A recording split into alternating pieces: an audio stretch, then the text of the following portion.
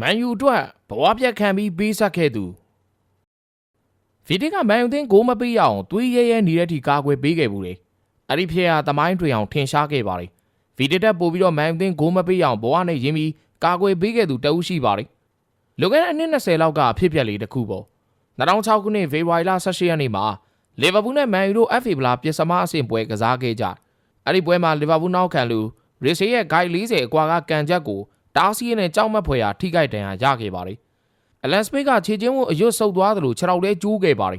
မန်ယူသင်းကန်ဝင်နီးပြဖောက်ဆန်ကသူမြင်မှုများထဲမှာကြောက်စရာအကောင်းဆုံးထိခိုက်ဒဏ်ရာရရှိမှုဆိုပြီးပြောရတဲ့အထိအလန်စပစ်ရဲ့ဒဏ်ရာထိတ်လန့်တုန်လှုပ်စရာကောင်းခဲ့တာပါဖောက်ဆန်ကအလန်စပစ်ကိုအများကြီးမျှော်လင့်ခဲ့ဘူးလေဝေးရိုနီစီရိုနယ်ဒိုတို့နဲ့အတူမန်ယူတိုက်စစ်ကိုအကောင်းဆုံးဖြစ်စေမဲ့သူဖြစ်မျှော်လင့်ခဲ့ဘူးလေအလန်စပစ်ရဲ့မန်ယူကစားမဘွားကတွင်းကိုတွေမဆုံးမနစ်ပေးဆက်ကစားဟန်တွေကြောင့်မန်ယူပရိသတ်တွေရဲ့အချစ်တော်ဖြစ်ခဲ့ရပါလေဒါမဲ့ရီဆေးရဲ့ free kick ကန်ချက်ဟာလန်စမစ်အတွက်နတ်ဆိုးဖြစ်ခဲ့ရပြီးတက်ရောက်မှုကြီးမားခဲ့ပါလေဒဏ်ရာပြီးတဲ့နောက်လန်စမစ်ကအကောင်းဆုံးပုံစံပြန်လည်ပြီးတော့မရတော့ပါဘူးတိုက်စစ်မှုတူးဖြစ်ကစားနိုင်စွမ်းမရှိတော့ပဲကွင်းလယ်ကိုစင်းစားခဲ့ရပါလေသူ့ရဲ့အကောင်းဆုံးချိန်တွေအဆုံးသတ်ခဲ့ရပါလေ